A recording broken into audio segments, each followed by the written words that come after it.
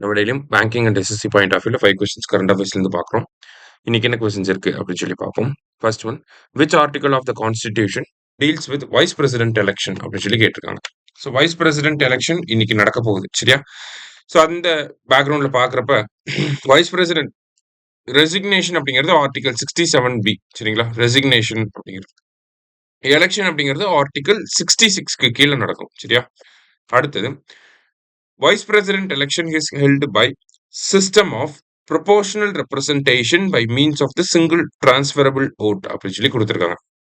So wise president election எப்படி நடக்குதுன்னா proportional representation by means of single transferable vote, எல்லாமே அப்படிதான், சரிங்களா? President, vice president, Rajya Sabha election எல்லாமே இப்படிதான் நடக்குது. However the voting is by open ballot அப்படின்னு சொல்லி கொடுத்துருக்காங்க. இது தப்பு. Vice president and president election ரெண்டுமே வந்து சீக்ரெட் பேலட் அப்படின்னு சொல்லி வரும்.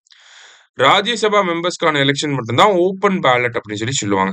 ஸோ ஃபர்ஸ்ட் ஸ்டேட்மெண்ட் மட்டும் தான் கரெக்ட். அடுத்தது, the electoral college for vice president election.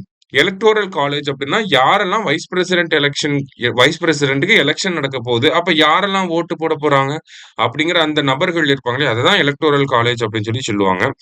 அந்த எலக்டோரல் காலேஜ்ல யாரெல்லாம் இருப்பாங்கன்னா elected and nominated members of Lok Sabha, elected and nominated members of Rajya Sabha, இவங்க எல்லாருமே இருப்பாங்க, சரியா? அப்ப members of Lok Sabha, members of Rajya Sabha, but not state legislatures அப்படிங்கிறது தான் கரெக்டான ஆன்சர், சரியா? அடுத்தது, India's first vice president S Radhakrishnan was from Tamil Nadu அப்படின்னு சொல்லி கொடுத்துருக்காங்க. கரெக்ட் தான். India's first vice president Radhakrishnan 1952ல இருந்து 1962 வரைக்கும் இருப்பார், தமிழ்நாட்டில இருந்து இருப்பாங்க. India's seventh vice president or Venkatraman 1984 to 1987 was from Tamil Nadu அப்படின்னு சொல்லி கொடுத்துருக்காங்க. அதுவுமே கரெக்ட் தான். இப்போ ஜெயிக்கப் ஒரு அதிக பாசிபிலிட்டிஸ் இருக்கக்கூடிய சிபி ராதாகிருஷ்ணன் அவர்களுமே பாத்தீங்கன்னா தமிழ்நாட்டை சேர்ந்தவர் தான். போத் கரெக்ட் அப்படிங்கிறதா கரெக்ட் ஆன்சர். லாஸ்டா, international literacy day is observed on September 8, சரியா? இன்னைக்கு 5 கொஸ்டின்ஸ் பார்த்திருக்கோம். தேங்க்யூ. சுரேஷ் IAS அகாடமி, வெற்றியின் முகவரி.